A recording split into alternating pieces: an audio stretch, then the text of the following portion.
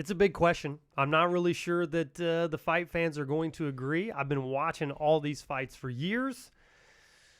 Sean OMalley, I don't know. I think that when he fights the number 9, I think he's going to find out that he's fighting a guy that's been fighting guys in the top 10 for a lot of years.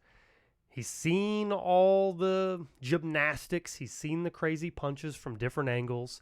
He's seen the straight-on kicks. He sees all these things. I don't know. I think this might be the night that we get a little humble pie. I hope not. I love Sean OMalley.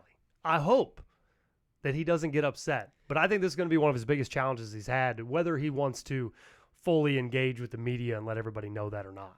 It's a good call. I mean, look at the odds. It's negative 260 for OMalley, who's actually lower on the rankings than Munhoz.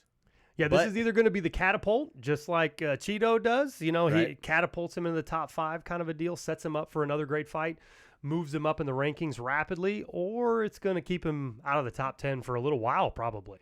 I mean, even Pedro's probably on the out.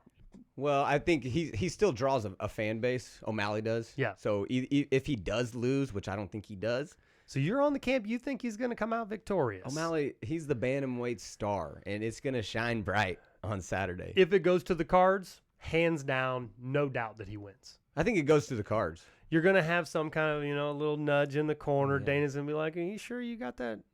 You sure you got them scores right on that? Any knockouts? What's your game? What do you think? Pedro, you think, like, I'm asking, do you this think fight, that any one of these, it was going to the cards with this one as well? It's going to the cards on this one because it's only 3 rounds. Right. And I don't think the only way that this gets stopped early is if OMalley hurts himself like he did the Cheeto Vera fight. But think about Pedro when he fought Dominic Cruz. Probably a little bit more power than he's been facing. He rung Dominic Cruz's bell. Yeah. He put him on the ropes. He basically made him fight a completely different fight because it's that Mike Tyson saying once you get hit in the face, it's hard to keep concentrating and stick to the game plan. And to his point, Munhoz in that fight with Dominic Cruz, he's still, however old Dom is, I don't know. He's at the end of his fight career. In dog years, he's probably in his 60s. But he still moves so good. Yeah. He still moves good. He's evasive, which is kind of O'Malley's MO, is like stick and move. That's my point.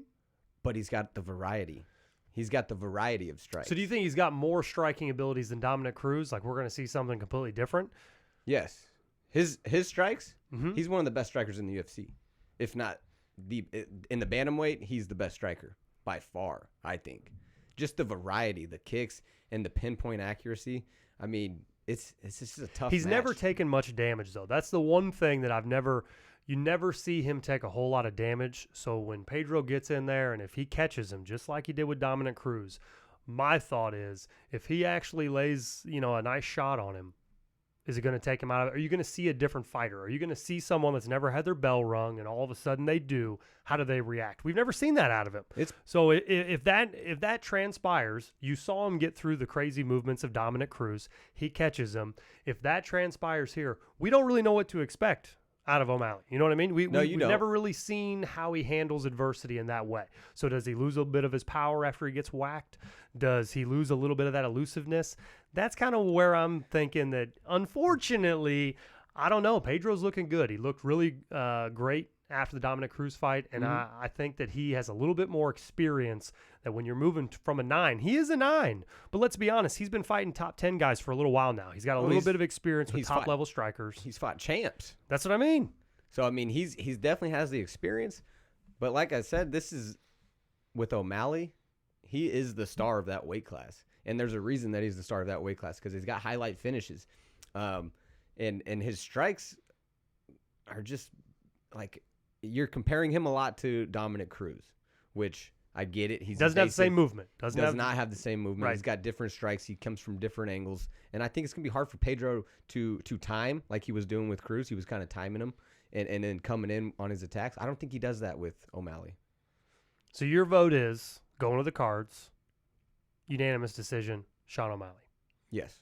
Okay. I'm going to have to disagree. I think this is the upset night for both. I don't know. UFC 276, I'm pretty excited to see it. I don't think that there's any holes in it, really. It's going to be a great card from top to bottom. Hell, Cerrone may actually even fight one of these weekends. You never know. He might make it to a fight night. I hope he does. You got a couple of Is he on the undercard? He's on the undercard. Along with Robbie Lawler, who everybody likes to see Robbie Lawler fight. Yeah. That'd be a good fight night. It'd be good. Hey, let us know in the comments if you think either one of these guys are going to get upset, and maybe we'll chit-chat a little bit. Got to get my bets in. Got to be ready for Saturday, and hey, have a good day.